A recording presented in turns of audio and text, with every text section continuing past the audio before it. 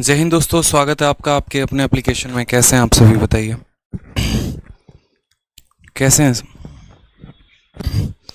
नमस्ते भाई, नमस्ते। कैसे हैं आप सभी? बढ़िया, मज़े में हैं। Good afternoon. चलिए, सभी बच्चे लाइव हैं। ऑडियो वीडियो बच्चों आपको क्लियर आ रही है?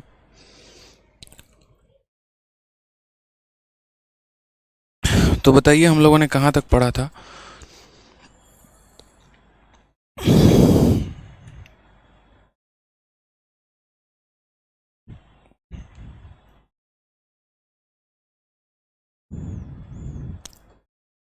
क्वेश्चन नंबर 32 तक हम लोगों ने कर लिया था। फिर उसके बाद जो है यहाँ पर हमें क्वेश्चन नंबर 33 से आगे बढ़ना है और यहाँ से सभी क्वेश्चंस को करना है।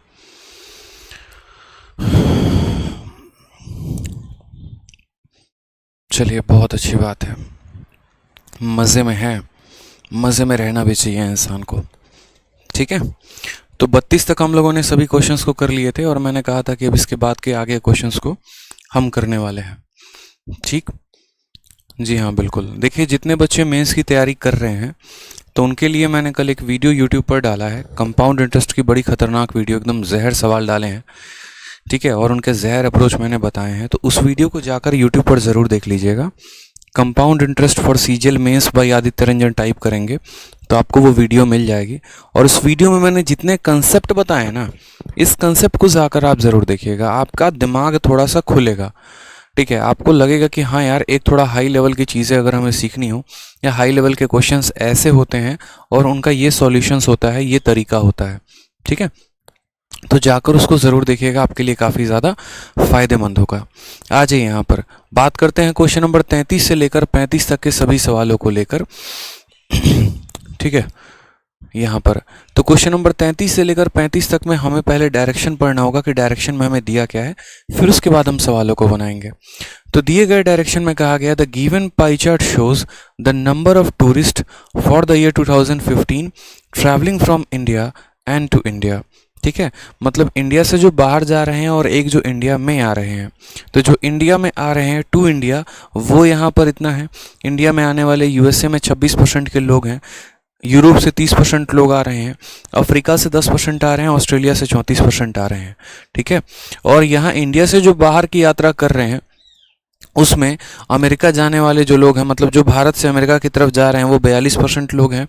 अफ्रीका में जा रहे हैं सिर्फ 7, जैसे मानो 100 लोग जो हैं वो हमारे देश को छोड़ के निकलते हैं, तो उसमें से 42% लोग, यानी 42 लोग यूएसए चले जाते हैं, 7 अफ्रीका में चले जाते हैं, 20 ऑस्ट्रेलिया में चले जाते हैं और 31 यूरोप के अन्य देशों में जाकर शिफ्ट हो जाते हैं।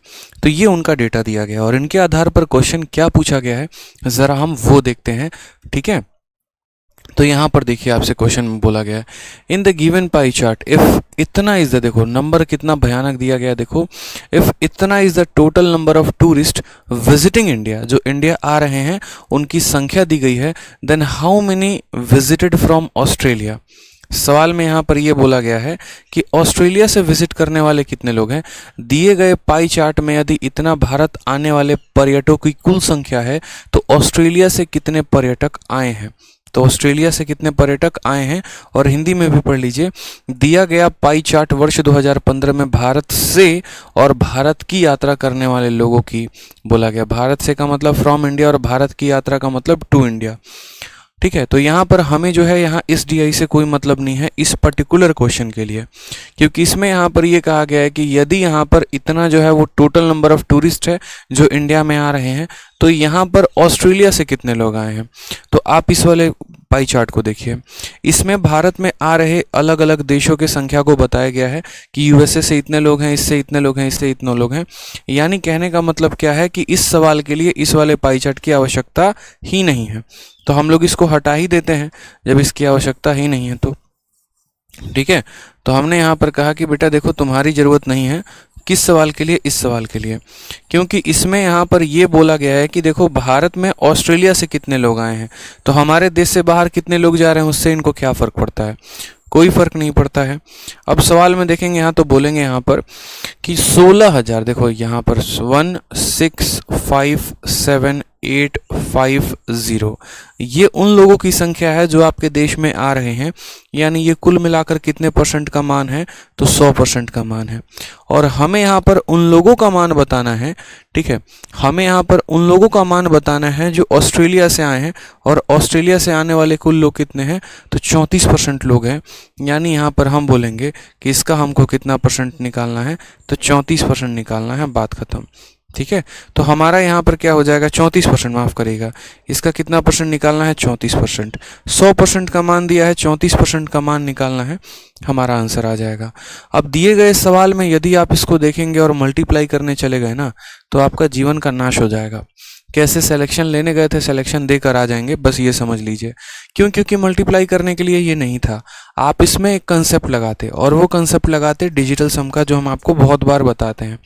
डिजिटल सम का मतलब क्या होता है कि लेफ्ट साइड में जैसे इनके जो डिजिट का सम आएगा वो हमारे यहाँ पर ऑप्शन के डिजिट के सम के बराबर होगा। एक बार ऑप्शन के सभी डिजिट को जोड़िए, आपको भी पता है 9 बनता है, तो 9 को डिजिटल सम में काउंट नहीं करते हैं। फिर 6 और 3 इसको काउंट मत करिए, ठीक है। 9 को जोड़िएगा तो भी उतना ही आएगा, नहीं जोड़िएगा तो भी उतना ही आएगा। 6 6 12, 12 5 17, 17 को आपस में जोड़ेंगे तो 7 और 1 8 बना देगा। 9 को काउंट नहीं करना है, ठीक है। उसके बाद 8 और 5 13, 13 और 3 16, 16 और 2 18, 18 को आपस में जोड़ेंगे तो 8 और 1 9 बनाता है। 5 और 4 9 बने काट दीजिए, 7 और 2 9 बने काट दीजिए, कितना आ रहा है, 6 आ रहा है। अब यहाँ पर देखेंगे तो 5 3 8 और 1 9 खत्म। 7 और 10, 10 का मतलब कितना होता है, 1 होता है। तो हमारे पास 4 ऑप्शन है, चारों ऑप्शन के डिजिट के सम अलग अलग आ चुके हैं।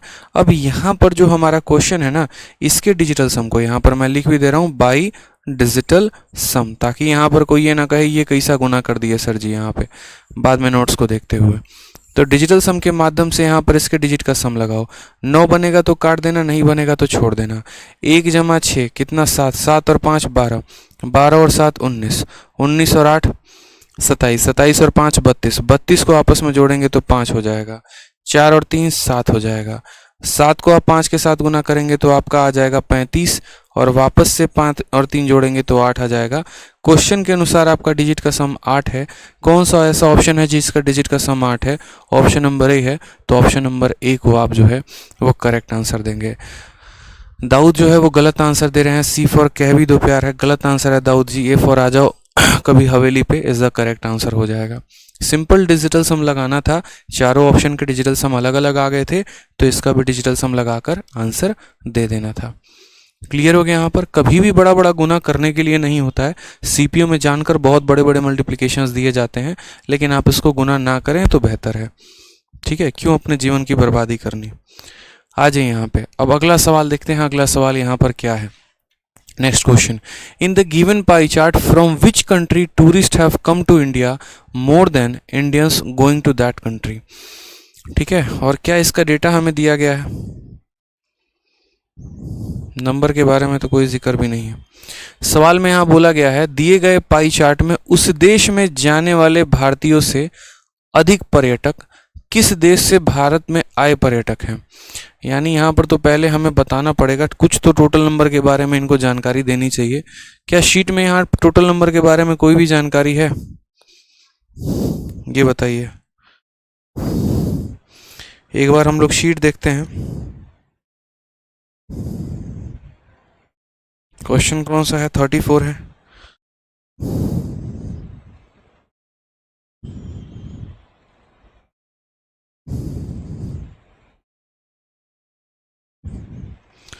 यहाँ पर अगर हम कांस्टेंट, यहाँ नंबर के बारे में कोई जिक्र ही नहीं है। अगर नंबर दिया गया हो तो ज़्यादा आसान हो जाएगा।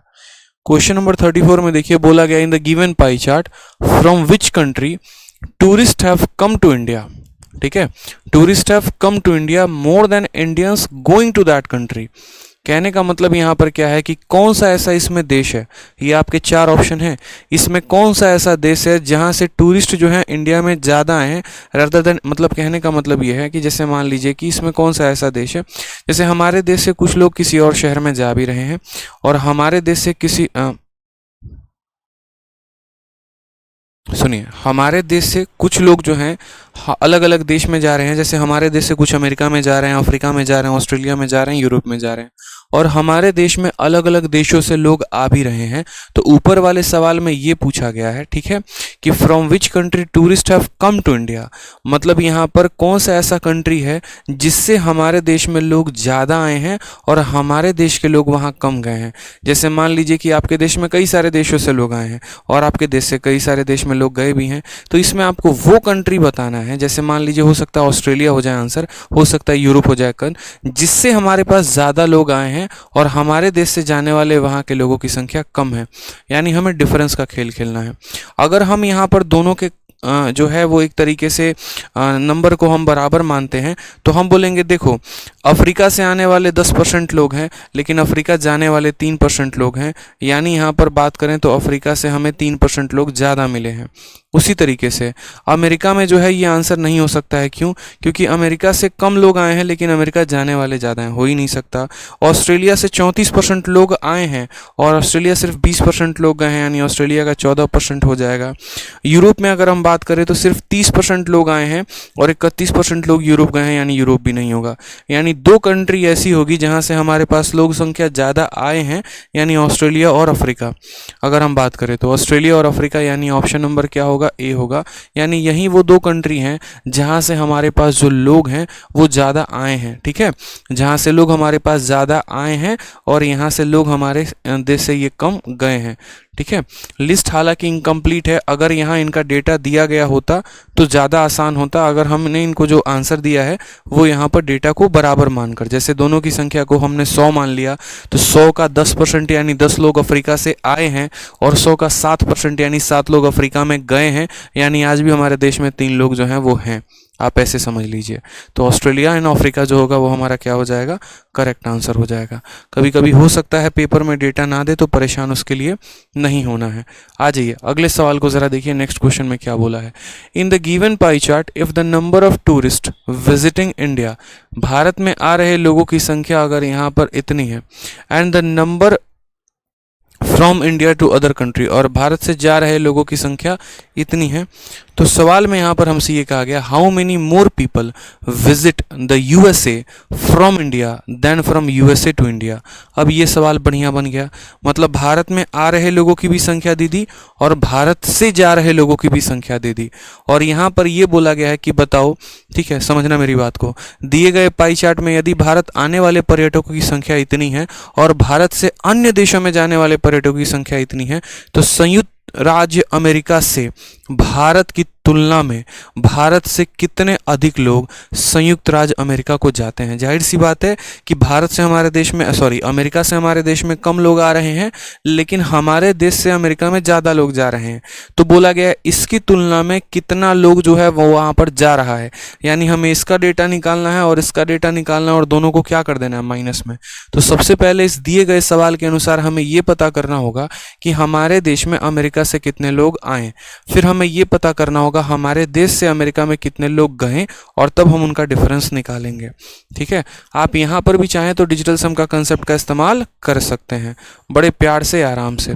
तो ये आपका दिया गया डेटा था और इस दिए गए डेटा के अनुसार आपको इस सवाल को सॉल्व करना था।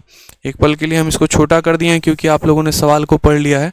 अब मुझे बताइए कि यहाँ पर नंबर ऑफ टूरिस्ट विजिटिंग, ठीक है, इंडिया इस, भारत में आ रहे लोगों की संख्या कितनी है? तो बोलोगे भारत में आ रहे लोगों की संख्या हमारा बोला गया है 213560, ये भारत में आ रहे लोगों की संख्या है, ठीक है। और भारत से जा रहे लोगों की संख्या कितनी है? भारत से जा रहे लोगों की संख्या हो जाएगी 2045, ठीक है, 2045,450, ये भारत में आ रहे लोगों की संख्या है और ये भारत से जा रहे लोगों की संख्या है। क्लियर हो गया ये बात यहाँ पर। अब हम यहाँ दिखाते हैं कि भारत में अमेरिका से कितने लोग आए हैं, यानी इस जनसंख्या का 26% लोग आए हैं। इस जनसंख्या का कितना परसेंट लोग आया है? तो 26% आया है, ठीक है।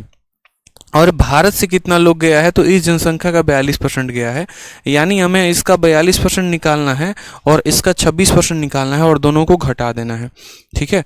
तो हमने यहाँ पर ये कहा कि देखिए 2045, ठीक है, 204545, ठीक है, 0, इसका कितना परसेंट निकालना है, तो इसका 42% निकालना है, यानी इसका 42/100 कर देंगे हम यहाँ पर, ठीक है। और माइनस कर देंगे कितना, तो माइनस कर देंगे 2135600 और इसका कितना परसेंट, 26% को।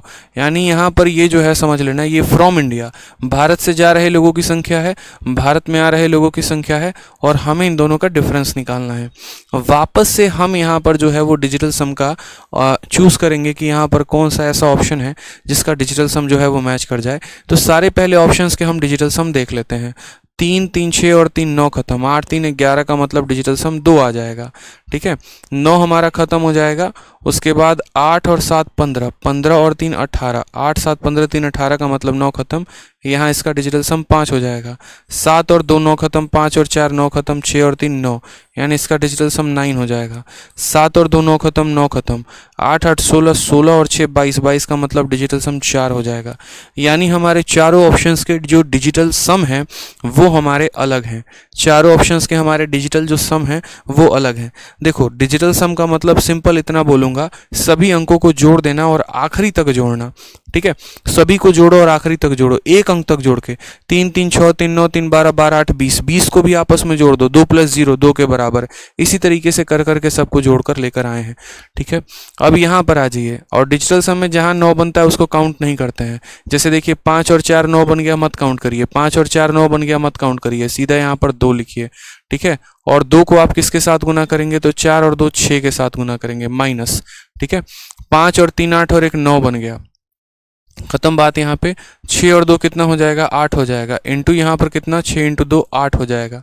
अब यहाँ देखेंगे तो 6 का 2 गुना 12, 12 का मतलब कितना होता है, 3 होता है, माइनस 8 का 8 गुना 64, और 64 का मतलब होता है 1, क्योंकि 64 को जब आप ऐड करोगे तो 6 + 4 10 हो जाएगा, 10 को ऐड करोगे तो 1 हो जाएगा। 3 में से घटाओगे, डिजिटल सम कितना आ गया, 2 आ गया। कौन सा ऑप्शन ऐसा है जिसका डिजिटल सम 2 है, बताओ। ऑप्शन नंबर ए है। तो यानी यहाँ पर आंसर कितना होगा, ऑप्शन नंबर ए होगा। क्या मैंने कहीं पर गुना किया है, क्या मैंने कहीं पर भाग किया है, क्या मैंने कहीं पर कोई दूसरा तरीका लगाया है, क्या मैंने अप्रोक्सीमेशन लगाया, मैंने इसमें किसी भी चीज़ का सहारा नहीं लिया, बस मैंने डिजिटल सम के माध्यम से इस सवाल को सॉल्व कर दिया। और जी हाँ, आप सही देख रहे हैं, ये प्रीवियस ईयर का क्वेश्चन है, ऐसा नहीं है यहाँ पर कि मेरे घर के बनाए सवाल है। ये फ़ायदा हो जाता है डिजिटल सम का जब आपको पता होता है तो, ठीक है। और ये सभी तरीके आपको पेपर में लगाने होते हैं। एग्जामिनर को भी ये बात पता है कि बच्चा इतना बड़ा गुना कर ही नहीं सकता पेपर के अंदर बैठ के, ठीक है। और फिर लोग कहते हैं यार डीआई बड़ा टफ आया था, टफ आया नहीं था। पहली पॉइंट तो ये थी समझदारी, कि आप इसको समझ पाते कि ये कहना क्या चाह रहा था। और दूसरा पॉइंट, जब आपने इसको समझ लिया तो कैलकुलेशन, वो आपको पता होना चाहिए था कि इसको तोड़ना कैसे था। बाकी और कोई बात नहीं थी मेरे भाई। यहाँ पे आ जाइए, अगले वाले सवालों को ज़रा हम देखते हैं। यहाँ पर 100 का कुछ नहीं करना होता, जी हाँ बिल्कुल 100 का कुछ नहीं करना होता है।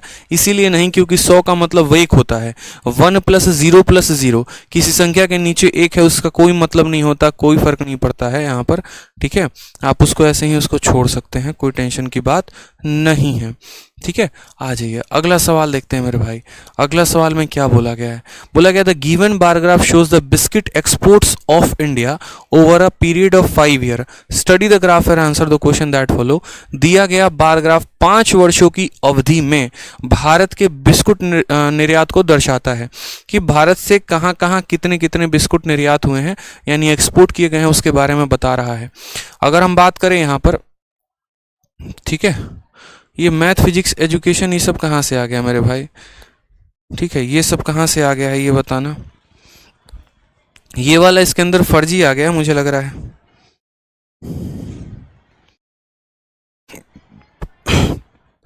मैं देख रहा हूँ ये वाला जो है ना इसके अंदर फर्जी आ गया है।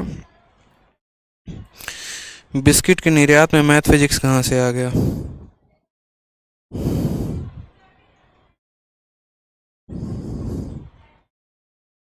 और ये बार ग्राफ का क्वेश्चन है, पाई चार्ट का तो है भी नहीं। इस क्वेश्चन को है ना 36 नंबर क्वेश्चन को, ये फर्जी सवाल है। 35 के बाद ये 36 क्यों, क्योंकि ये बार ग्राफ का क्वेश्चन है, और बार ग्राफ में मैंने ये क्वेश्चन करवा दिया है, तो आप वहाँ देख लेना, ये फर्जी सवाल हो जाएगा। समझे यहाँ पर क्यों, क्योंकि इसके अंदर पाई चार्ट दे दिया गया है, फर्जी है, इसको हटाओ। CHSL का है, बार ग्राफ का क्वेश्चन है, इसकी तो ज़रूरत भी नहीं है SDI की। बाकी ये आप कर लेंगे क्योंकि बार हो गया, और टैबुलर हो गया, ये हमने आपको दोनों करवा दिया है। नेक्स्ट क्वेश्चन यहाँ पर देखिए, नेक्स्ट क्वेश्चन हमसे क्या कहा गया है, 37 से लेकर 38 तक के इंस्ट्रक्शन दिए गए हैं। कहा गया study the following pie chart and table to answer the question, मतलब आप इसको पढ़िए और इसका आंसर दीजिए। और सवाल में देखिए तो बोला क्या गया है, सवाल में कहा गया है total number of student admitted in a university in various field. ठीक है, यहाँ पर कहा गया है कि एक विश्वविद्यालय में विभिन्न क्षेत्रों में प्रवेश लेने वाले छात्रों की कुल संख्या कितनी है, 5000 है। एक बहुत बड़ी यूनिवर्सिटी है, उसके अंदर कितने बच्चे एडमिशन ले रहे हैं, 5000 बच्चे। उस 5000 में से यहाँ पर 15% बच्चा कंप्यूटर साइंस को चूज करता है, आईटी में जाने वाले 14% बच्चे हैं, ईसीई में जाने वाले 16% हैं, ईईई में 18% हैं, होटल मैनेजमेंट को चूज करने वाले 25% हैं और इको को चूज करने वाले 12% हैं। ये हमारा दिया गया है कि टोटल का इतना इतना इतना परसेंट बच्चा जो है वो यहाँ पर मौजूद है। उसके अलावा अगर हम बात करें तो सेम तरीके से यहाँ पर फिर कहा गया है कि फलाने फलाने फलाने फील्ड में इतने परसेंट जो है वो क्या है, बच्चे मौजूद हैं। यानी कल वाला जो क्वेश्चन मैंने आपको करवाया था कि एक हमारा जो होता है वो बाप होता है, दूसरा हमारा बेटा होता है। यानी यहाँ पर अगर हमें बात करना हो बॉयज़ के बारे में तो सबसे पहले कुल जनसंख्या का इतना परसेंट निकालना पड़ेगा, फिर उसके अंदर इतना परसेंट देना पड़ेगा। जैसे कल ऐसे मैंने बहुत सारे सवाल आप लोग को करवाए थे, जहाँ पर मैंने आपको ये कहा था कि पहले तो है ये बता देगा कि कौन कौन सी कंट्री हो गई और फिर उस कंट्री के अंदर ये बता देगा यहाँ पर कितने परसेंट बॉयज़ हो गए, और इसी के आधार पर क्वेश्चन बनता है। कल कम से कम मैंने 2 से 3 डीआई जो है वो पर्टिकुलरली इसी टाइप पर करवाए हैं। ठीक है, और आप अगर गौर से देखिए तो ये आपके सीजीएल मेंस का क्वेश्चन है। ठीक है, मैं दोबारा से एक और क्वेश्चन करवा देता हूँ यहाँ पर जो आपसे पूछा गया है, मेंस में हालांकि पूछा गया है तो कोई बात नहीं, हम लोग इसको सॉल्व करेंगे। सवाल में कहा गया what is the average number of boys in CS ECE and EEE field, यानी यहाँ पर बच्चों का औसत बताना है और ये जो 3 फील्ड दिए गए हैं उस फील्ड के अंदर बताना है, बॉयज़ का बताना है, याद रखिएगा। तो हमने यहाँ पर कहा कि देखो यार बॉयज़ का औसत निकालना है तो सबसे पहले क्या करना पड़ेगा आपको, तो औसत निकालना है तो कोई बात नहीं, जिन 3 फील्ड्स के बारे में चर्चा है उन 3 फील्ड्स में पहले बॉयज़ की संख्या हम लोग देख लेते हैं। ठीक है, जिन भी 3 फील्ड के बारे में चर्चा है उनकी संख्या हम लोग देख लेते हैं। तो सीएस में कितने बच्चे होंगे, तो सबसे पहले यहाँ पर सीएस में अगर हम बॉयज़ की संख्या की बात करें तो यहाँ पर जो है यानी हमें क्या निकालना है पता है, हमें जो पता करना है वो कंप्यूटर साइंस में कितने बच्चे हैं, फिर उसके बाद यहाँ पर ईसीई में कितने बच्चे हैं और फिर यहाँ पर जो है ईईई में कितने बॉयज़ हैं, ये तीनों को जोड़कर और बाद में क्या कर देना है, डिवाइड बाई 3 कर देना है। तो ये हमारा हो जाएगा। ठीक है, ये बाद में क्या कर देना है, डिवाइड बाई 3 कर देना है, ये हमारा आंसर आ जाएगा। अब बात करते हैं कंप्यूटर साइंस में कितने बच्चे हैं, यानी सीएस में कितने बच्चे हैं, कैसे पता चलेगा। तो देखो यहाँ पर कुल जनसंख्या के बारे में ऑलरेडी यहाँ पहले बता दिया गया था कि कुल जनसंख्या कितनी है, 5000 है। तो कंप्यूटर साइंस वाले बच्चे कितने होंगे, तो देखो कंप्यूटर साइंस वाले ऐसे निकालना कि कुल जनसंख्या हमारी 5000 है। ठीक है, उस 5000 का कितना परसेंट कंप्यूटर साइंस में है, 15% है। तो ये हमारा पहले उन लोगों का संख्या आ जाएगा। देखो पप्पा के पास पहले पहुंचो, टोटल जनसंख्या का 15% निकालो। ठीक है, तो ये वो लोगों का संख्या दे देगा जो कंप्यूटर साइंस पढ़ते हैं। और फिर कंप्यूटर साइंस पढ़ रहे बच्चों में से कितने बच्चे ऐसे हैं जो बॉयज़ हैं, तो 44%, यानी इंटू 44 बटे क्या हो जाएगा, 100 हो जाएगा। तो पहले हमने वही बात कहा कि 5000 का 15% निकाला यानी 5000 इंटू 15 बटे 100, और फिर जो ये डेटा आ गया उसका 44% निकाला यानी इंटू 44 बटे 100 यहाँ पर। ठीक है, तो हमने यही बात कहा कंप्यूटर साइंस में पढ़ रहे बच्चों की संख्या 5000 इंटू 15 बटे 100 इंटू 44 बटे 100। इसी तरीके से अगर हम बात करते हैं यहाँ पर ईसीई को लेकर, तो ईसीई में कितना आ जाएगा, तो बोलेंगे सर टोटल जनसंख्या हमारी 5000 है, उसमें से यहाँ पर जो है 16% बच्चे जो है वो ईसीई पढ़ते हैं, तो 5000 इंटू 16 बटे 100, और फिर उस ईसीई में 72% बच्चे बॉयज़ हैं यानी इंटू 72 बटे 100।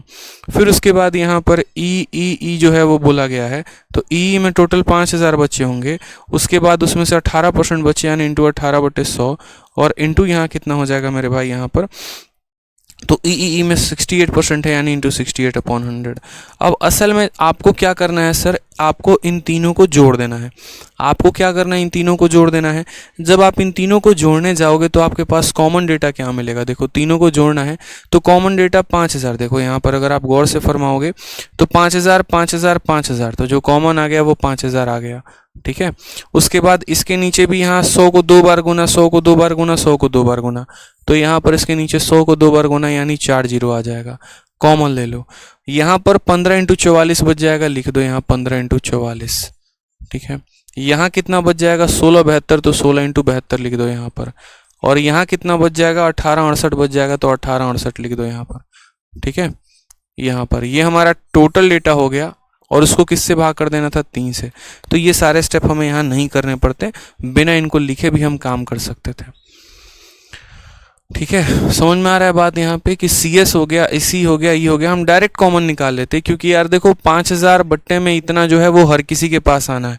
तो कंप्यूटर साइंस की पूरी जनसंख्या जो है जितनी भी होती है उसमें से इतना कॉमन निकाल दिया, इतना कॉमन सब में से निकाल देते, बस मेरे भाई बात खत्म, ठीक है। 5000 कहाँ से आया? अरे मुन्ना तुम पढ़े नहीं, डेटा यहाँ पर साफ तौर पे लिखा गया था। देखो यहाँ number of student admitted in a university in various field is 5000। यहाँ लिखा गया है कि 5000 बच्चे जो हैं वो एडमिट किए गए हैं, 5000 बच्चे। एक काम करो ना, आपको इतना नहीं करना ना तो आप और आसानी में कर लो। लो बेकार में हम आपको इतना बता रहे हैं, हम आपको डायरेक्ट ही बता देते हैं। लो आपको अगर डेटा ही निकालना है तो देखो निकालो, लो कंप्यूटर साइंस का डेटा निकालो। कंप्यूटर साइंस अब देखो बिना कलम उठाए करोगे। कुल बच्चों की जनसंख्या 5000 है, याद रखना कुल जनसंख्या कितनी हजार है? 5000 है, ठीक है। मैं डायरेक्ट निकलवा देता हूँ। 5000 का 15% कंप्यूटर साइंस में है। 5000 का 15% कितना होगा? 5000 का 10% 500 होगा, तो 15% 750 होगा। यहाँ पर कंप्यूटर साइंस में कितने बच्चे हैं? 750 बच्चे हैं। उस 750 का 44% क्या है? बच्चा है, बॉय है, यानी 7700 इंटू 4/100 आप यहाँ कैलकुलेट करो तो CS का आपको स्ट्रेंथ मिलकर आ जाएगा। 0 से आपका 0 खत्म, 5 से काटोगे 2 बार में, 5 से काटोगे 15 बार में, 2 से काटोगे मेरे भाई 22 बार में, गुना कर लो। 15 का 2 गुना 30 का 0 हाथ में 3, 15 इंटू 2 30, यानी 330 बच्चे, ठीक है। किस में? कंप्यूटर साइंस में एनरोल होने वाले कितने बच्चे हैं? 330 बच्चे। फिर उसके बाद यहाँ पर जो बात करते हैं हम ECE को लेकर बात करते हैं। लीजिए आप यहाँ पर ECE का भी डेटा निकाल दीजिए। तो 5000 का कितना 16% है, तो 16 इंटू 500, ठीक है, 16 इंटू 50 यानी 800 बच्चा आ जाएगा। 5000 का 16% कितना होता है? 5000 का 16% 800 होता है, यानी ECE में पढ़ने वाले कितने बच्चे हैं? 800 बच्चे हैं। और उसमें कितना परसेंट बॉय है? तो 72%, यानी इस 800 का कितना परसेंट हमको निकालना है? तो 800 का 72% निकालना, यानी 800 इंटू 72/100, काम खत्म। 8 इंटू 2 16, 8 7 56 और 1 57 हमारा आ जाएगा। फिर उसके बाद हम यहाँ बात कर रहे होते हैं, ठीक है, फिर उसके बाद हम बात कर रहे होते हैं EEE को लेकर। यहाँ पर किसके बारे में? EE और E को लेकर। तो आप मुझे यहाँ बताइए टोटल डेटा कितना है? 5000 है, उसका 18%। तो 5000 का 18% 900 होता है, सीधा 18 × 900, 900 लोग यहाँ पर EEE में पढ़ रहे हैं और उसका 68%, यानी इतना इंटू 68/100 जो है वो क्या है? बॉयज़ है। 2 0 से 2 0 खत्म हो जाएगा। 9 × 72 का 2 7 हाथ में, 9 × 54 और 7 हमारा 61 हो जाएगा, यानी 612। तो अब अगर हम बात करते हैं यहाँ पर, तो हमारा सबका संख्या आ गया है। कंप्यूटर साइंस यानी CS में पढ़ रहे बच्चों की संख्या 330 है। हमारा EE में पढ़ रहे बच्चों की संख्या जो है यहाँ पर ECE में 576 है। और उसके बाद यहाँ पर EEE में पढ़ रहे बच्चों की संख्या 612 है। सबको जोड़कर हमें क्या करना है? 3 से भाग कर देना है। जोड़कर देख लो मेरे भाई, यहाँ पर आप बोलोगे सर जोड़ने पे कितना आ जाएगा? 6 2 8 और 0 आ जाएगा। 7 1 8, 8 3 11 का 1 आ जाएगा एक हाथ में। 6 5 11 14 15, 1518/3, जिसको अगर हम भाग करें तो 506 के करीब में आ जाएगा। ये हमारा करेक्ट आंसर होगा। 506 option number B for Baahubali is the correct answer, ठीक है। 506 बी बोल B फॉर बोल भी दो कि प्यार है। बहुत अच्छा, क्या बात है, समझ में आ गया। तो क्लियर है ये क्वेश्चन आपका। तो ऐसे क्वेश्चन एक आधा कैलकुलेटिव आते हैं। प्री और मेंस के DI में बस इतना ही फर्क होता है कि प्री में सिर्फ आपसे एक डेटा निकलवाया जाता। अगर ये DI आपके प्री में आता ना, तो सिर्फ आपसे ये क्वेश्चन बोला जाता कि CS में पढ़ रहे बॉयज़ की संख्या बता दो। तो आप पता है क्या करते? टोटल जनसंख्या का 15% निकालते और उसका 44% निकालते।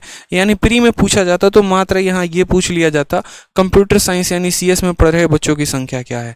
लेकिन मेंस में क्या होता है कि आपको एक नहीं कम से कम 2-3 डेटा दे दिया जाता है और 2-3 का मान पूछ लिया जाता है। समझ में आ गया मेरे भाई यहाँ पर? तो ये थोड़ा सा ध्यान रखेंगे आप यहाँ पर, क्लियर है? प्री और मेंस में बस इतने का फ़र्क होता है और कोई नहीं, बाकी स्टेप हो गए हैं या तरीके हो गए हैं वो सारे के सारे सेम होते हैं।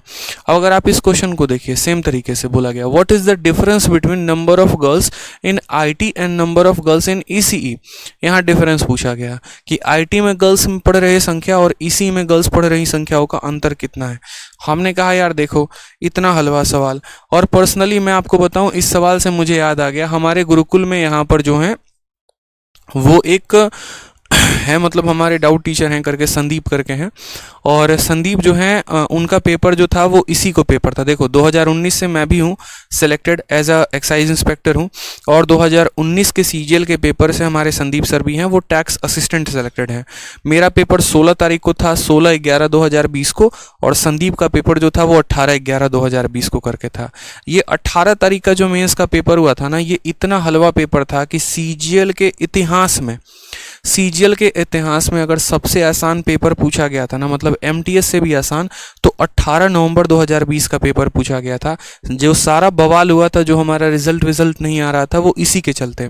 क्योंकि इस पेपर में सारे के सारे बच्चे जो हैं ऑलमोस्ट यहाँ पर 200 में 200 लेकर आए थे। बहुत आसान पेपर पूछा गया था मेंस के मैटर में, सबके ऑलमोस्ट 200 में 200, मतलब अगर हम बात करते हैं कि 100 लोगों ने अगर पेपर दिया था ना, तो 100 लोगों में जो है लगभग कम से कम 30 से 40% बच्चों का जो है वो 200 में 200 स्कोर आया था। कई लोग ऐसे थे जिन्होंने घंटे भर में पेपर खत्म करके वो बैठ गए थे, ठीक है, 1 घंटे में खत्म कर दिया, किसी ने 1.5 घंटे में खत्म कर दिया, इतना आसान में इनका पेपर आया था। इस वजह से उन बच्चों ने जाकर कोर्ट में केस कर दिया था कि हमारी क्या गलती है, क्योंकि देखो उनका पेपर जो था वो बहुत आसान हो गया, हम लोगों का पेपर जो था वो बहुत टफ हो गया। उनके में जो एवरेज अगर किसी भी बच्चे से पूछो ना, तो 180 स्कोर आया था। और 15 तारीख और 16 तारीख, देखो मेंस का पेपर 3 शिफ्ट में हुआ था, 15 तारीख, 16 तारीख, 18 तारीख, तो 15 और 16 वालों का पेपर टफ था, जिसमें मेरा पेपर भी टफ था, 15 वालों का भी टफ था, और 18 वालों का बहुत आसान था। तो 15 तारीख में जो एवरेज स्कोर गया था ना, वो 120 गया था, 16 तारीख में एवरेज स्कोर 120 गया था, लेकिन 18 तारीख में एवरेज स्कोर 180 गया था। अब एसएससी ने देखते हुए इसी के कारण नॉर्मलाइजेशन किया, इनके स्कोर काफ़ी ज़्यादा बढ़ गए यहाँ पर, और इनका स्कोर ज़्यादा नहीं बढ़ा, इनमें भी बढ़ा उनका जिनका ज़्यादा स्कोर था।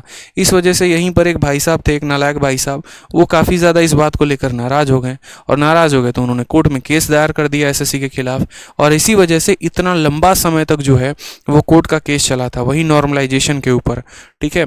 और फिर उसके बाद उसके ऊपर जब कोर्ट केस चला, तो जब फाइनली वो कोर्ट केस हार गए, तो हम लोगों का एसएससी ने जो है वो रिजल्ट पब्लिश किया था।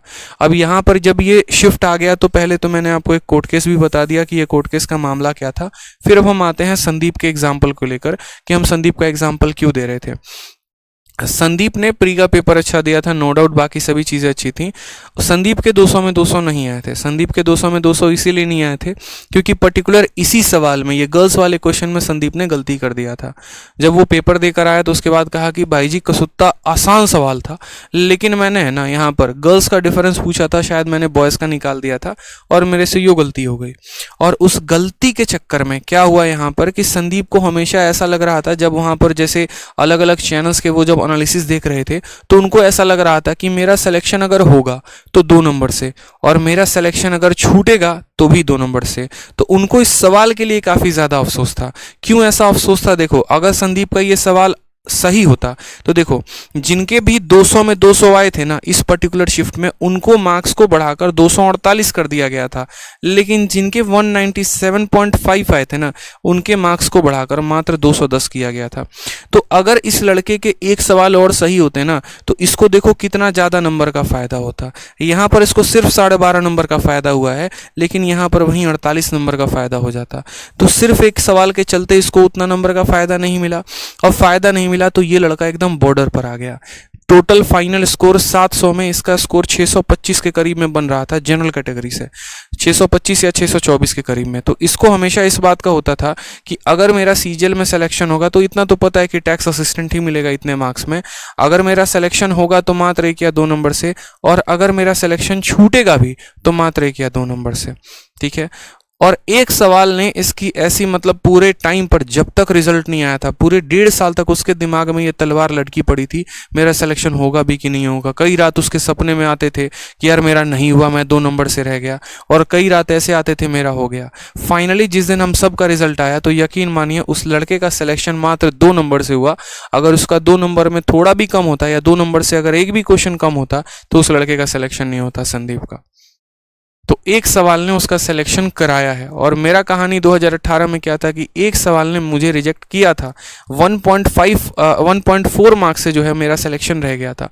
तो ये फ़र्क होता है, ठीक है। तो ये जो होता है ना, मेंस में सवाल आते हैं, अभी आपको बहुत आसान दिखेगा, लेकिन इसके पीछे की सोचो एक एस्पिरेंट के लिए स्टोरी क्या थी। एक एस्पिरेंट के लिए तो ये सवाल ऐसा था जो उसको सिलेक्शन से दूर लेके चला गया। इसीलिए कहते हैं, मैं हमेशा एक बात बोलता हूं कि सिलेक्शन दिलाते दिलाते सिलेक्शन हटा देगा ये सवाल, इस बात को ध्यान रखो। पता चले 2 नंबर आते आते 2.5 नंबर चले गए। क्योंकि मैं बहुत सारे एस्पिरेंट्स के केसेस देखता हूं, बहुत सारी स्टोरीज में देख रहा होता हूं, बहुतों की सफलताएं और बहुतों की असफलताएं मैंने देखी हैं, मैंने सब कुछ देखा है। कोई एक सवाल कैसे किसी का पूरा लाइफ बदल सकता है, कोई एक सवाल कैसे किसी का जो है यहाँ पर उसको सेलेक्टेड बना भी सकता है, रिजेक्टेड भी बना सकता है। उस एक सवाल का पावर कितना होता है, बहुत फ़र्क होता है मेरे भाई यहाँ पे। इसलिए जब भी आप पेपर देने जाएं थोड़ा दिमाग खुला रखें और सही तरीके से अटेम्प्ट करें। इसलिए तो मैं हमेशा कहता हूँ सबसे बड़ा पाप तो ये है कि वो चीज़ आपको आती थी और आप तब भी गलत करके आ गए, इससे बड़ा तो पाप ही नहीं था। इसीलिए क्योंकि आए दिन कई रात आपके नींद में वही चीज़ आते रहेगी, अरे यार आया था छोड़ दिया, अरे यार आया था सिर्फ वो एक सवाल, वो एक सवाल, वो एक सवाल।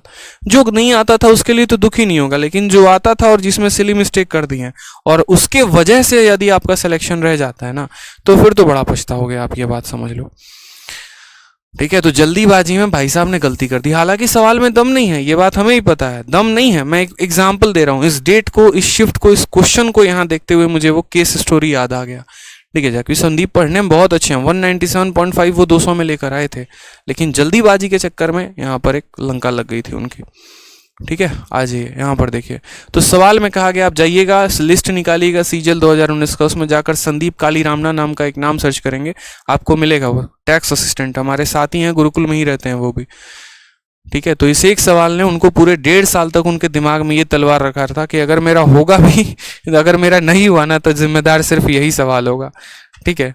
आ जाओ, चलो देखो यहाँ पे तो सवाल में बोला गया what is the difference between number of girls in IT and number of girls in ECE. IT में गर्ल्स की संख्या और ईसीई में गर्ल्स की संख्या का जो डिफरेंस है वो यहाँ पर पूछा गया है। तो सबसे पहले बात करते हैं आईटी में पढ़ रहे लड़कियों की संख्या के बारे में। तो यहाँ पर जरा देखिए आईटी में कितनी गर्ल्स पढ़ रही हैं वो हम देखते हैं। पूरी जनसंख्या जनाब हमारे पास कितना है, 5000, ये शुरू में ही कह दिया गया था। 5000 का 14%, तो 14 इंटू 5 70, यानी यहाँ पर बोलोगे 700, ठीक है। 700 लड़कियां पूरी की पूरी किस में पढ़ रही हैं, आईटी में। अब आईटी में गौर से देखोगे यहाँ पर तो कितना यहाँ बॉयज़ का परसेंटेज है, 65%। अगर 65% बॉयज़ हैं तो लड़कियां कितनी हो गई, 35% हो गई। कितनी हो गई, 35%, यानी 700 का हमें कितना परसेंट चाहिए, तो 35% चाहिए। यहाँ निकालते हैं, 2 जीरो से हमारा 2 जीरो खत्म, 7 पचे 35 और 7 तिरके 21 और यहाँ हो जाएगा 3 24, यानी 245। तो आईटी में पढ़ रही लड़कियों की संख्या निकाल दिया 245, कोई टेंशन की बात यहाँ पे, बहुत शानदार। अब बात करते हैं यहाँ पर किसके बारे में, ईसीई के बारे में। तो ईसीई में पढ़ रहे लड़कियों की संख्या जरा देखिए, तो आप बोलेंगे सर टोटल 5000 है और ईसीई में 16%, तो 5000 का 16% कितना हो जाएगा, 800 हो जाएगा। कितना हो जाएगा, 800 हो जाएगा। और इसी में 72% लड़के हैं, तो लड़कियां कितनी होंगी, 28%, यानी इस 800 का कितना परसेंट निकालना है, तो 28% निकालना है। यहाँ पर 2 जीरो से हमारा 2 जीरो खत्म, 8 8 64 का 4 6 हाथ मार दें, 16 6 22, कितना हो जाएगा, 224। इसमें 245 है, इसमें 224 है, इन दोनों का डिफरेंस बताना था। तो डिफरेंस मेरे भाई कितना आ जाएगा, यहाँ पर आपका डिफरेंस जो है वो 21 आ जाएगा। कितना आ जाएगा, 21 आ जाएगा। और भाई साहब ने जल्दीबाजी के चक्कर में 20 आंसर मार दिया था, यही उनकी सबसे बड़ी गलती थी। उनको ऑप्शन नंबर बी ना दिखकर ऑप्शन नंबर सी दिख गया था और उन्होंने जल्दीबाजी में सी टिक कर दिया था, और इसी वजह से उनको 1.5 साल तक बस वो जल्दीबाजी नुकसान देती रही। एग्जाम हॉल में बिल्कुल अलग ही प्रेशर होता है। आंसर उनका आया था 21 और उन्होंने यहाँ पर टिक कर दिया था 20। ठीक है, बोलोगे सर कहाँ से कहाँ 21 कैसे, तो भाई जल्दीबाजी में हो जाता है। असल में उनका 225 समझ लिया था और घटाकर वहां पर उन्होंने 20 मार दिया था, लेकिन आप ऐसी गलती ना करें। ठीक है, चलिए आ जाइए नेक्स्ट क्वेश्चन देखिए। क्वेश्चन नंबर 39 से लेकर 41 तक के डायरेक्शन दे रखे हैं। बोला गया study the given graph and answer the question that follow. दिए गए चित्र में आप ग्राफ को पढ़िए और इसके आधार पर जो सवाल पूछा गया उसका उत्तर दीजिए। सवाल में यहाँ पर बोला गया कि देखो यहाँ पर ये बोला गया distribution of student appeared in examination from institute. अलग अलग इंस्टीट्यूट से कितने कितने बच्चे अपीयर हुए हैं उसके बारे में बताया गया है। इंस्टीट्यूट ए से कितने हैं, बी से कितने हैं, सी से कितने हैं, डी से कितने हैं, ई से कितने हैं। यानी यहाँ पर 1800 बच्चे आए हैं और उस 1800 बच्चों का डिग्री में यहाँ पर बताया गया है कि कितने कितने डिग्री के कौन कौन से हैं। दूसरा वाला क्या बताया गया है, distribution of student percent wise passed in examination from इतना। अगर आप देखेंगे तो एक डीआई आपका डिग्री में है और दूसरा यहाँ पर पाई चार्ट जो है वो परसेंट में है। ठीक है, ये आपका जो पाई चार्ट है ये उन लोगों के बारे में बताता है जो उस कॉलेज में पढ़ने आए हैं यानी अपीयर होने आए हैं, और ये पाई चार्ट उन लोगों के बारे में बताता है जो उस कॉलेज में पास हुए हैं। जैसा कि मैंने हमेशा कहा ये पप्पा है तो ये बेटा है, इसी से ये इसका जन्म हुआ है। ठीक है, पहले तो ये पता करोगे ना कितने बच्चे उस संस्थान में आए हैं, तभी तो बताओगे उसका कितना परसेंट बच्चा पास है। इसका स्ट्रेंथ 1800 है और इसका यहाँ 1200 है, यानी 1800 बच्चे अगर पढ़ने आते हैं तो 1200 पास होते हैं, 600 फेल हो जाते हैं। इस आधार पे क्वेश्चन हमसे पूछा क्या गया सबसे पहले देखते हैं, और ये आपका इस बार का मेंस का क्वेश्चन है। गौर से देखिए क्या लिखा है, सीजीएल मेंस 3 फरवरी 2022। हमने कहा बना लेते हैं, कोई टेंशन की बात नहीं है। मेंस का सवाल है, बनाएंगे। सवाल में बोला गया the number of students who pass from institute C, ठीक है, exceed the number of student who appeared from institute E is X. तो एक्स की वैल्यू कहाँ से कहाँ तक लाई करेगी, यानी हमें किसका डेटा निकालना है, जरा गौर से देखिए। तो हमें यहाँ पर निकालना है पास फ्रॉम सी, ठीक है, जो सी से पास हुए, और अपीयर फ्रॉम किस में, तो ई। बस आपको इतना ही देखना होता है। बच्चे देखकर पता नहीं अलग ही मन में भौकाल बना लेते हैं कि इतना डरावना सवाल है, ऐसा है कुछ नहीं। आपको सी वाले का डेटा निकालना है कि सी से कितने पास हुए और ई से कितने अपीयर हुए, और इन दोनों का डिफरेंस ही हमारा एक्स है। बस यहाँ पर इन दोनों का डिफरेंस निकाल दो, वो आंसर आ जाएगा। ठीक है, आप यहाँ पर इसका डेटा निकाल दो और आप यहाँ पर इसका डेटा निकाल दो और उसके बाद इनका डिफरेंस बता दो, वहीं आपका आंसर होगा। शीट में अगर आप देखेंगे तो पूरा डेटा दिया गया है। तो सबसे पहले यहाँ पर हम बात करते हैं किसमें, तो पास फ्रॉम सी, यानी हमें जो है पास लेना है डेटा, और कहाँ से लेना है, तो सी से कितने बच्चे पास हुए। ठीक है, यहाँ पर देखिए टोटल पास होने वालों की जनसंख्या 1200 है और सी में उसका 18% पास हो रहा है, यानी 1200 का 18% कितना हो रहा है बच्चे, तो बोलोगे सर 1200 का 18%, 1200 का कितना परसेंट, तो 1200 का 18%। यहाँ पे खत्म करो, 2 जीरो से 2 जीरो, 18 दूना 36 का 6, 3 हाथ में 18 कम 18 1, इतना आपका आ जाएगा 216। यानी सी से पास होने वाले बच्चों की संख्या कितनी है, तो 216 है। ठीक है, फिर उसके बाद यहाँ पर कहा गया है अपीयर होने वाले ई से, यानी यहाँ पर बात करें तो अपीयर होने वाले कहाँ से, ई से। ई से कितने बच्चे अपीयर हुए हैं उसका डेटा देखते हैं, ये भी आसान सवाल है। तो ई से अपीयर होने वाले बच्चों की संख्या अगर हम बात करें, टोटल 1800 बच्चे होते हैं। ठीक है, और उसमें यहाँ पर ई से सिर्फ 40 डिग्री, याद रखना डिग्री। अब यहीं पर छोटा सा मिस्टेक बच्चा करता है, वो उसको परसेंटेज में बदलने की कोशिश करता है। मत करो ना मेरे भाई परसेंटेज में बदलाव, आप सीधा का सीधा ये लिख दो कि सर देखो बात ऐसी है ना यहाँ पे कि असल में जो हमारे पास ये 1800 है, ये पूरा का पूरा पाई चार्ट का मान है। ये 1800 ये पूरे पाई चार्ट का मान है, पूरे पाई चार्ट का मान है, यानी कितने डिग्री का मान है, 360 डिग्री का मान है। अगर यहाँ परसेंटेज बोलेगा तो परसेंटेज बताना। जैसे मैं इस सवाल में अगर बात करूँ यहाँ, तो आप ऐसे समझ लो ना, देखो आपको यहाँ दो दो पाई चार्ट दिए गए हैं, मैं आपको थोड़ा तरीके से समझाता हूँ, आप और समझ पाएंगे। मान लीजिए आपको ये निकालना है कि सी से कितने बच्चे पास हैं, तो यहाँ पर पास होने वालों की संख्या कितनी है, 1200। तो आप पता है क्या लिखेंगे, आप उसमें ये बात लिखेंगे, देखो सर टोटल डेटा 1200 है।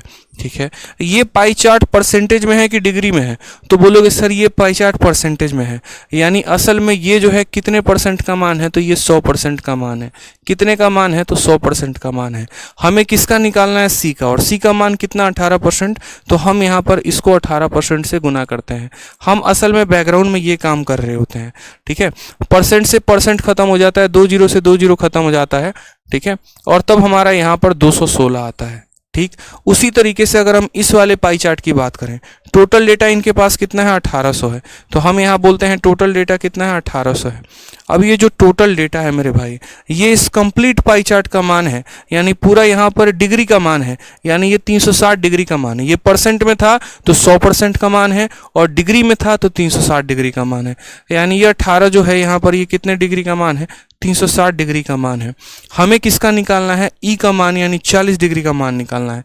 किसका मान निकालना है, ई का मान, यानी कितने का मान निकालना है, 40 डिग्री का यहाँ मान निकालना है। बस मेरे भाई बात खत्म यहाँ पे, ठीक है। 360 का असल में ये पूरा का पूरा 5 गुना है, आप करके देख लेना, कोई टेंशन की बात नहीं। 36 × 1800 होता है, और 40 का 5 गुना कितना आ जाएगा, तो बोलोगे सर 200 आ जाएगा। तो यहाँ कितने लोग हैं, 216, और यहाँ कितने लोग हैं, 200। इन दोनों का अंतर ही तो x है, यानी x का मान 216 में से 200 घटा दो तो 16 आ जाएगा। और वो 16 किस किस के बीच में आता है, तो 14 और 18 के बीच में 16 आता है, यानी option number B for Baahubali जो है वो करेक्ट आंसर आएगा। तो ये एक छोटा सा पॉइंट यहाँ पर समझना था कि अगर हमें परसेंटेज में दिया गया है तो हम परसेंटेज में कैलकुलेट करेंगे, डिग्री में दिया है तो डिग्री में करेंगे।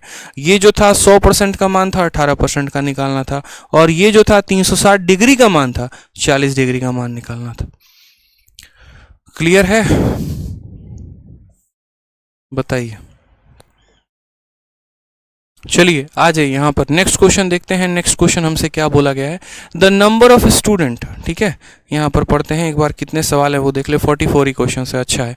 The number of student who appear from institute B, ठीक है, याद से देखिए, यहाँ गौर से देखिए, who appear from institute B, B से अपीयर होने वालों की संख्या is what percentage more than total number of student who pass from institute A and C, ठीक है। यानी यहाँ पर हमसे ये बात बोला गया है कि देखो, इंस्टीट्यूट बी से अपीयर हो रहे छात्रों की संख्या यहाँ पर कितना है, is what percentage more then, कितना परसेंट ज्यादा है, ठीक है, किन से, तो जो इंस्टीट्यूट और सी से पास करते हैं। और मैंने आपको कहा है कि जब भी ऐसा सवाल आ जाए जहां पर आपको ये पता करना हो कौन किससे कितना परसेंट ज्यादा है, कौन किससे कितना परसेंट कम है, या कौन किसका कितना परसेंट है, तो उस हालात में आप उनका रेशियो ले लेंगे, ठीक है। तो यहाँ पर इस सवाल में अगर बात करें appear from institute B, institute B से अपीयर हो रहे छात्रों की संख्या, तो आपने कहा ठीक है सर, देखते हैं यहाँ पर, यहीं खाली जगह है, यहीं पर थोड़ा बना ले, ठीक है। तो अपीयर हो रहे बी से, यहाँ पर अपीयर की अगर हम बात करें तो बी से कितने लोग अपीयर हुए हैं, जरा उस पर फोकस करते हैं, ठीक है। हु अपीयर फ्रॉम बी, तो टोटल बी में कितने लोग हैं, 1800 लोग हैं।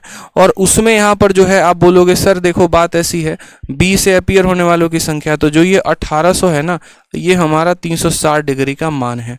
और बी से कितना डिग्री हमको निकालना है, तो 112 डिग्री निकालना है, यानी बी कितना डिग्री लेकर बैठा है, तो 112 डिग्री। जैसा कि मैंने आपको बताया 36 इसको कितनी बार में काट रहा है, तो 36 यहाँ पर इसको 5 बार में काट रहा है। कितनी बार में मेरे भाई काट रहा है, 5 बार में, तो 5, 112 का 5 गुना 560 हो जाएगा। यानी बी से यहाँ पर अपीयर होने वाले बच्चों की संख्या कितनी है, 560 है। फिर यहाँ बोला गया total number of student to pass from A and C, A और सी से पास होने वालों की संख्या, तो यहाँ ए और सी का थोड़ा हम पास देख लेते हैं। तो हम यहाँ बोलेंगे कुल छात्र जो पास हुए हैं उनकी संख्या कितनी है, तो 1200 है। ये 1200 कितने परसेंट के बारे में बता रहा है, तो 100% के बारे में बता रहा है। हमें यहाँ पर ए और सी दोनों को लेना है। 22 और 18 कितना परसेंट हो गया, 40%। तो हम यहाँ पर कितने परसेंट का मान बता देंगे, 40% का मान। यहाँ पर 00 से 00 खत्म, ये हमारा हो जाएगा 480, ये हमारा हो जाएगा 480।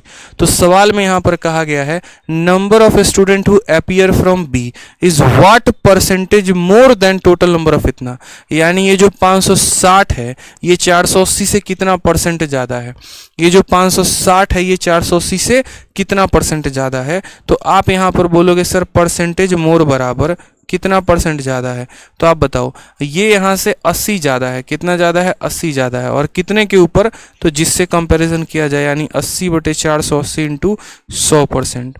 80 इसको 6 बार में काटेगा, और 1/6 इंटू 100 करने पे कितना आ जाएगा, 16 सही 2/3%, क्योंकि 1/6 का मान 16 सही 2/3 होता है।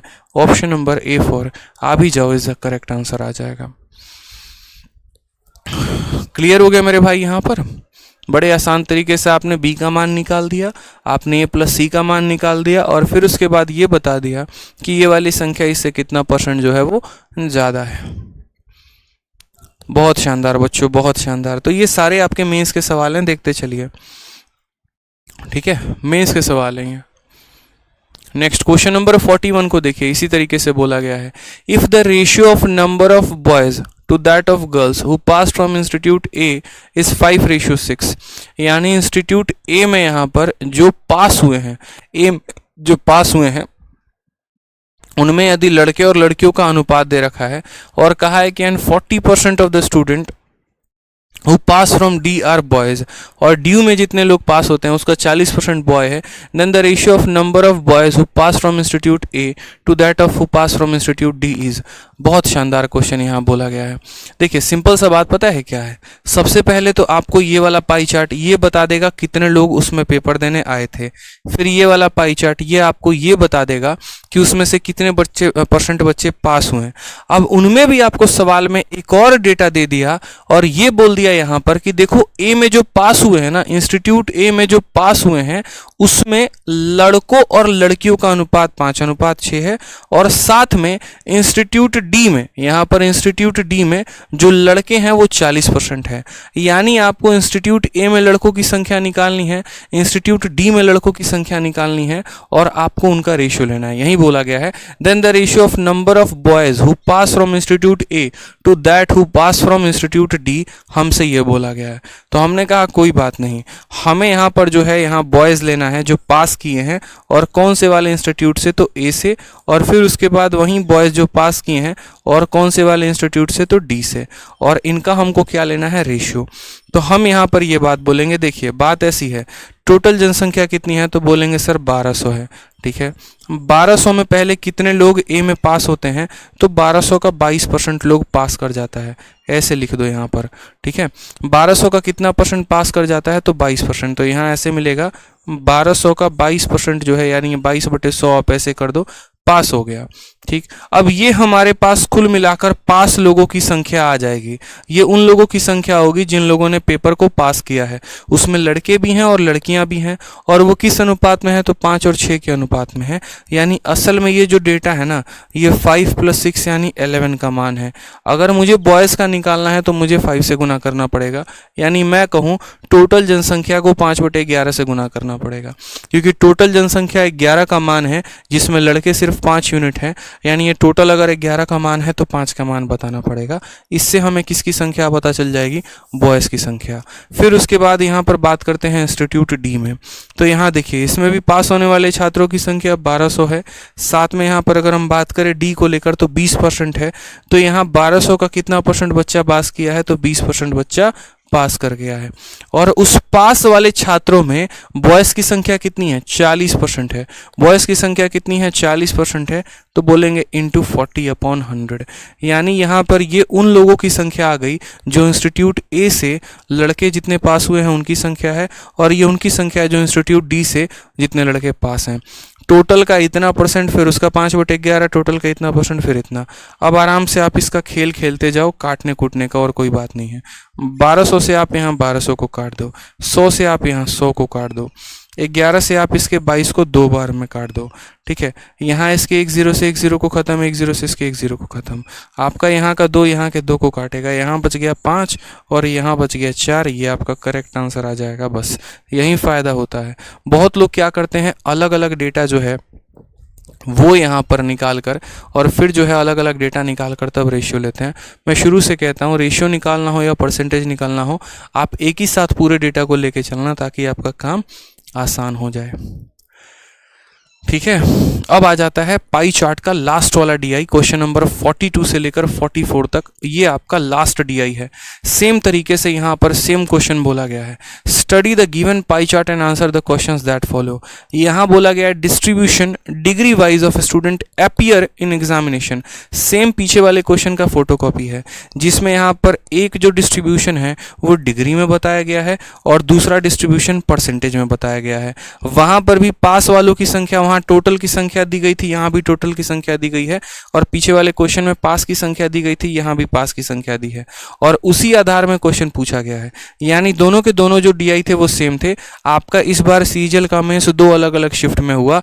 29 जनवरी को पूरे भारत में हुआ था, और 3 फरवरी को सिर्फ एक सेंटर था मेरठ, उसी में हुआ था। क्यों? क्योंकि 29 जनवरी को जिस दिन सेंटर था मेरठ में, उस दिन कोई टेक्निकल ग्लिच आ गई थी। ऐसा भी कहा जाता है कि शायद पेपर लीक हो गया था या पता नहीं, तो इस वजह से उस सेंटर का पेपर 29 तारीख को कैंसिल करवा दिया गया था, और उसके बाद उस पर्टिकुलर सेंटर पे 3 फरवरी को दोबारा से पेपर करवाया गया था। ठीक है, तो इसीलिए यहाँ पर हम बोलेंगे, तो ये जो है एकदम 3 फरवरी का डिट्टो कॉपी पेस्ट कहाँ है आपके पास, तो डिट्टो कॉपी पेस्ट आपका 29 जनवरी वाला पेपर है। ठीक है, तो ये सवाल मुझे लगता है कि आप लोग करेंगे ना तो ज़्यादा कॉन्फिडेंस आप लोगों को आएगा। समझ में आ रहा है बात यहाँ पे? जैसे क्वेश्चन नंबर 42 को ही देखिए, which institute has the second highest percentage of student who pass to the student who appear from that institute. ठीक है, तो ये सवाल मुझे लगता है कि आपको कर लेने चाहिए। 42 हो गया, 43 हो गया। ठीक है, the number of student to pass the examination C is what percent number of student to appear. ये सारे के सारे question, number of student pass from इतना एक्सीड, ये सारे क्वेश्चन जो है मुझे लगता है आप कर लेंगे। सेम डिट्टो उसी पैटर्न पर क्वेश्चन है, आप इसको ट्राई करिएगा। ठीक है, और इस तरीके से हमारे तरफ से पूरा का पूरा पाई चार्ट खत्म होता है। ठीक है, इसके बाद हम लोग 1 या 2 क्लासेस लेंगे लाइन ग्राफ के लिए, लाइन DI मतलब जो भी है वो करके, और उसके बाद फिर हम लोग हिस्टोग्राम पढ़ के मिक्स DI करके ख़त्म कर देंगे। तो आप देखिए जो आपका मेंस है उसमें से ऑलमोस्ट हर कंसेप्ट पर क्वेश्चन पूछे गए हैं।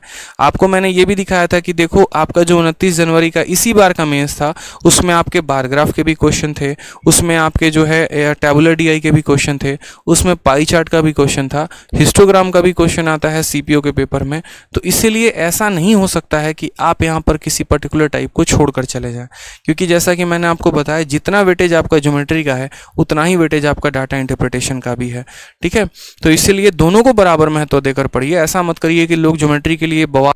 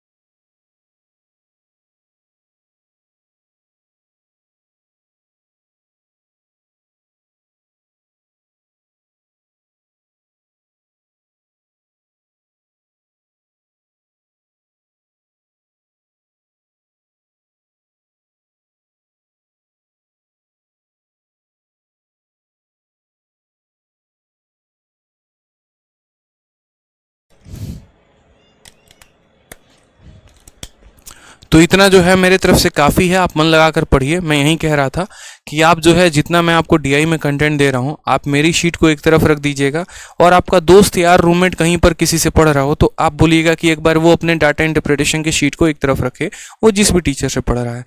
फिर आप दोनों शीटों को बड़े प्यार से कंपेयर करिएगा। आप ये देखिएगा कि दोनों शीटों में जो है किसका कंटेंट किस तरीके से है, मैंने कितना कंटेंट दिया है, ऊपर से जो हमारा कंटेंट है या जो आपका कंटेंट है वो किस तरीके से टाइप वाइज भी है, लेवल वाइज भी है और अपडेटेड भी है, और जो आपके रूममेट का कंटेंट होगा जो अदर टीचर से पढ़ रहे होंगे उनका देखिएगा कि कितने पेपर तक उन्होंने अपडेट किया है, क्या उन्होंने इस बार के मेंस के क्वेश्चन करवाए हैं। इस तरीके से आपको खुद ही पता चल जाएगा कि जो चीज़ आप पढ़ रहे हैं वो काफ़ी ज़्यादा अपडेटेड भी है, काफ़ी ज़्यादा रेलिवेंट भी है। ठीक है, और एकदम टाइप वाइज और कैटेगरी वाइज बनी हुई है। इसी वजह से मैं आपको बोलूँगा ये बात। ठीक है, बस मन लगा कर पढ़िए, कंटेंट हम आपको दे रहे हैं, बस आप उसमें जान लगा दीजिए। ठीक है, लोग उस पैसे को मार्केटिंग में खर्च करते हैं, मैं उस पैसे को कंटेंट में खर्च करता हूँ ताकि बस बच्चों का बेनिफिट हो सके। ठीक है, तो बस आप भी मन लगा कर पढ़िए, बढ़िया से मन लगा कर, एकदम दिलो जान से कंटेंट हम दे रहे हैं ज़बरदस्त वाला, आपको बढ़िया से पढ़ना है। ठीक है, बहुत आगे बढ़िए लाइफ में, खुश रहिए आप लोग। ऑल द बेस्ट, मिलते हैं अगले सेशन में। धन्यवाद।